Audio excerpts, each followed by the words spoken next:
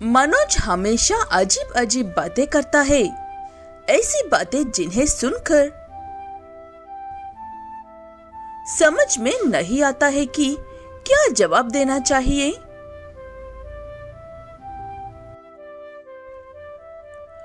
मैं सच कह रहा हूँ, मैंने अपनी आंखों से देखी है वो गुफा। एक बड़ा सा हाथी उस गुफा के तरफ से अंदर गया और दूसरी तरफ से चींटी जितना बनकर बाहर निकला। ऐसी बातें सुनने के लिए क्या हम ही मिलते हैं तुम्हें? सुबह सुबह क्यों सर खा रहे हो? ऐसे कहते हुए लोग हमेशा मनोज ही बातों से चिढ़ जाते हैं। फिर भी मनोज उन्हें हमेशा कोई न कोई बात सुनाता ही रहता है। ऐसे में एक दिन गांव में सच में एक विशाल गाय आ जाती है। उसे देखकर लोग डरते हुए यही सोचते हैं कि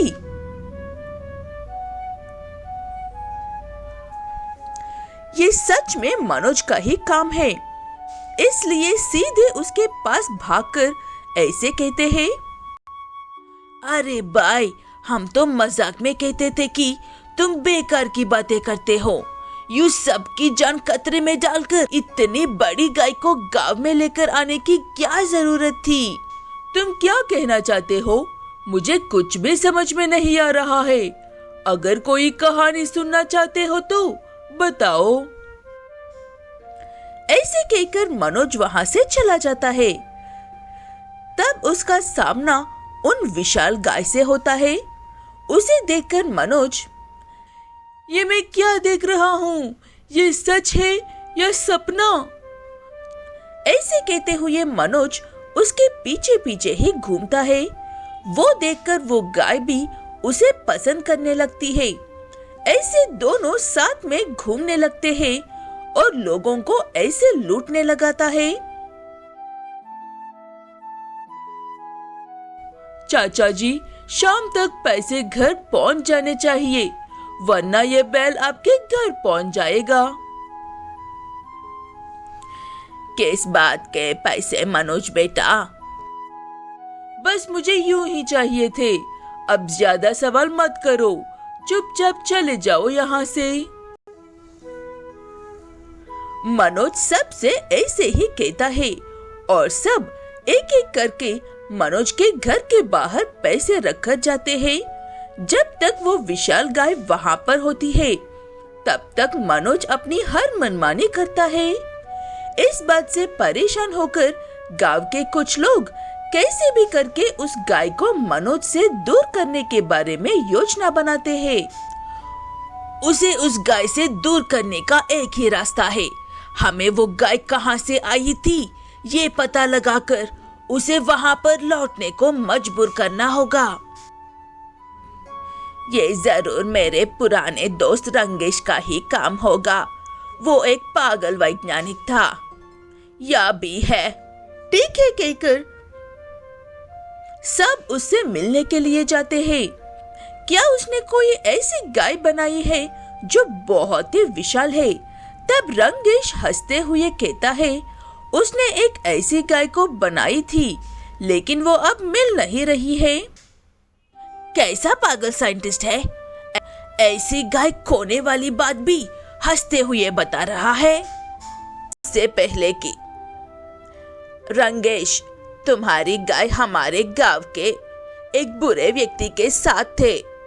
इससे पहले कि वो बच्चों को या किसी और को नुकसान पहुंचाए, उसे अपने साथ ले जाओ। रंगेश को बच्चों से बहुत प्यार है, इसलिए वो उन सब की बात मान लेता है और उस गाय को पहला जैसा करके वापस लेकर जाता है। उसके बाद गांव वाले मनोज से, आज शाम तक हर किसी को उनके पैसे मिल जाने चाहिए। पैसे लौटाने में जितनी देर करोगे, उतने दिन तक गांव वालों के हाथ पीटते रहोगे। वो बात सुनकर मनोज डर जाता है और जल्द से जल्द सबको उनके पैसे लौटाने की कोशिश करता है।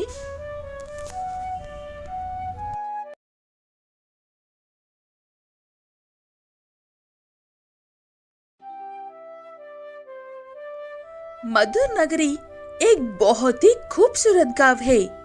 वहाँ की नदियाँ, नदियों के किनारे खेत, खेतों में गाती हुई चिड़िया, प्रकृति से प्यार करने वाले के लिए मधुर नगरी स्वर्ग से कम नहीं है। बहुत देर हो गई है माँ, अब हमें जाना होगा। फिर कभी आएंगे तो कुछ और समय रुकने की कोशिश करूंगी। ठीक है बेटा, अपना ख्याल रखना। अगर रुक जाते तो मुझे अच्छा लगता, लेकिन तुम शहर वाले बच्चे कुछ ज्यादा ही व्यस्त होते हो। इतने प्रशांत और सुंदर गांव में एक छोटे से घर में जया नाम की एक बूढ़ी महिला अकेली रहती है। हर साल गर्मियों की छुट्टियों में जया की बेटी गीता अपने बच्चों के साथ गांव आती है और 2 दिन रहकर चली जाती है। अब मुझे मेरे पुराने दोस्तों के पास लौट जाना चाहिए। एक वही तो है जो हर वक्त मेरे साथ रहते हैं। जया अपने अकेलेपन को दूर करने के लिए आसपास के जानवर और पंछियों से बातें करती है। उसी में जया की सुबह और शाम हो जाती है।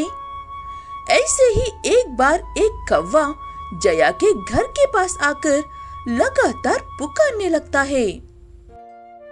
क्या बात है कौवे, इतना क्यों पुकार रहे हो?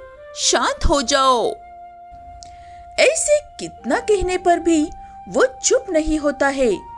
देख देख कर उसे भूख लगी होगी सोचकर जया उस कौवे को खाने के लिए कुछ डालती है। तब वो कौवा खाकर वहां से चुपचाप चला जाता है। लगता है इसे भूख लगी थी। ये बात मैं पहले ही समझ जाती तो इसे इतना चिल्लाना नहीं पड़ता। ऐसे वो कौवा हर रोज जया के घर के पास आता है और उसे खाना देने तक काव काव करता रहता है। जया भी उसे खुशी खुशी खाना डालती है। फिर एक दिन अचानक से जया की तबीयत खराब हो जाती है। कौवा आकर काव काव करता है, लेकिन जया बाहर नहीं आती है। तब कौवा खुद ही अंदर जाकर देखता है। घबराओ मत जया देवी, मैं एक जादुई कौवा हूँ। मुझे मिले एक श्राप की वजह से मैं खुद से खाना ढूंढकर नहीं खा सकती हूँ, इसलिए हर रोज तुम्हारे पास आती हूँ, लेकिन मैं तुम्हारी मदद कर सकती हूँ। ऐसे कहते हुए वो जादुई कौवा जया को पहले जैसे ठीक कर देता है।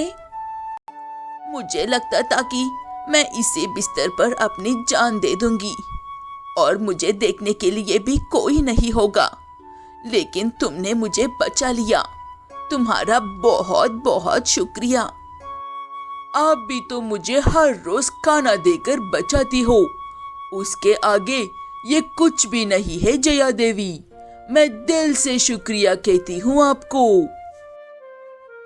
उसके बाद दोनों पहले की ही तरह रहते हैं। हर रोज वो कौवा आता है और जया उसे खाना देती है। ऐसे दोनों खुश रहते हैं।